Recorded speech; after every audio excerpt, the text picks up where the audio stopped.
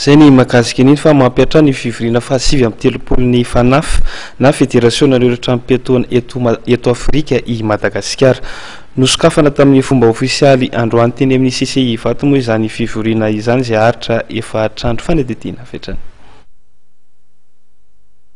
Mahery ny enjato ireo olona avy amin'ny firenena mpikambana misy 70 eo anivony Fédération nareo Trans-Piatoana eto Afrika na ny FANAF no mandray anjara ny fivirimbe fa 7 ny FANAF izay haritra efa trandro eny amin'ny CCI vato. Manandanjo eo amin'ny tantaran'ireo Trans-Piatoana malagasy ny fandraisana ity fivirinty izay voalohany tao anatiny 7 taona na mpikambana ny Madagasikara. Ankoatra ny fanakalozana traikefa amin'ireo mpandray anjara dia misy tombony eo amin'ny lafiny ara-pizahantany ity fivirimbe ity.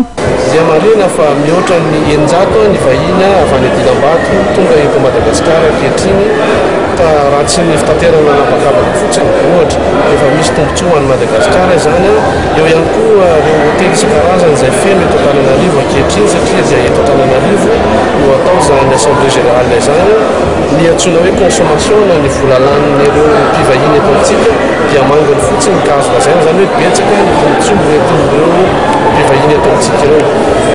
Namafisy ny filoham-pirenena Rajaonarimampianina fa niakatra roa amby 3 isanjato ny taham-pandoavana latsakemboka ho an'ireo assurance vie sy ny assurance non vie taty Afrika teo anelanela ny taona 2024 sy 2025 ary neverina hitoehatrany izay fiakarana ao amin'ny tsaratsara izay.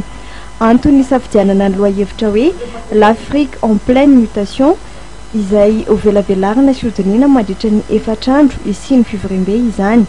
Sokajina ho isan'ny andro iray lehibe sy fototra iray mitondra ny fanarenana ara-toe-karena sy fampiroboroboana ny toe-karena ny fiantohana.